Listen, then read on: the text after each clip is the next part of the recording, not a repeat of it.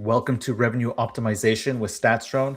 I want to talk about data viz and BI, and I'm going to bring Tableau into this discussion, mostly because I saw this thread on Reddit, and I'm just going to read the title. It's called Goodbye Tableau.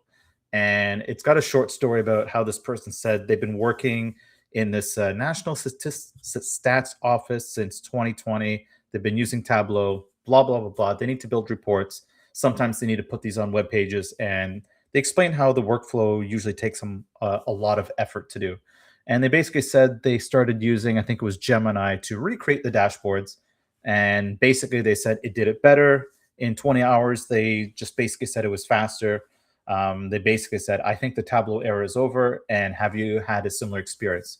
And there's more people jumping in on the convo. I mean, this is on the subreddit for Tableau itself. So this is pretty damning. I mean, I think the company Salesforce would hate to actually see a post like this on Tableau where people are kind of being encouraged to take it offline and use AI tools to basically not need Tableau. And I'm going to tell you my own story is this is true. I've been building dashboards with Lovable since maybe September. And then I started switching to Claude. And I said, let me try just building these things in Claude.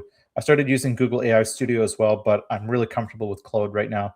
And with Claude AI, I mean, the things I'm able to build, able to build things that I didn't even know if they existed when it came to these data viz templates. So I'm kind of building it as I go, but I'm also able to use AI to ask about solving problems. Like, hey, I'm trying to do X and I have these other concerns. And I just basically throw the whole question and prompt and I just leave it to AI. And quite often it's coming up with like really great solutions. And sometimes they work, sometimes they don't, but it doesn't cost much. I mean, it costs like a couple prompts, wait a couple minutes, and then you get your result. And if you like the result, you iterate. And if you don't like the result, you just can it and move on or try something else.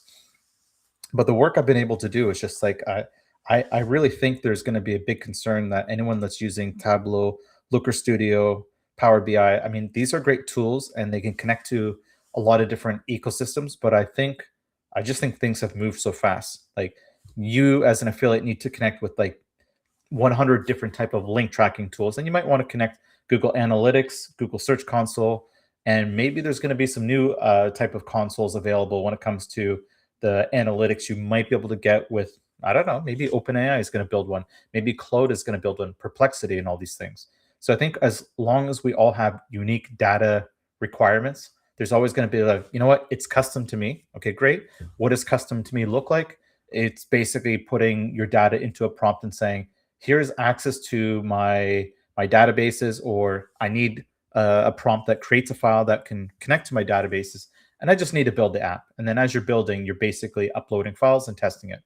I'm doing these iterations so fast that it's just like the amount of work we have in DataViz, I'm just blown away by what I'm able to do personally.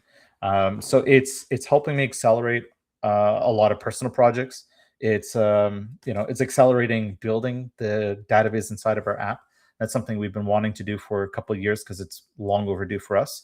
And I just think companies that don't do this are going to be falling behind. And I think it's going to be very easy for people to see websites and software that aren't doing any of these things. I think the separation of what we're going to see in the next couple of years is going to be very extreme.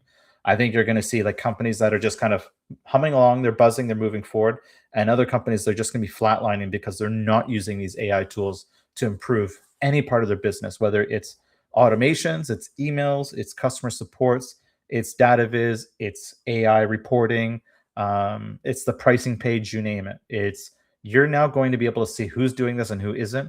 And I think this is going to be also another piece of the next wave of M&A where, for mergers and acquisitions, it's like, find me sites that I know for a fact aren't doing any of these things. And it's not going to be difficult. It's going to be find me outdated designs, find me outdated code, find me outdated content. It's all there. And then you're going to be able to find these things and say, hey, this is a good asset, but it's a fixer upper.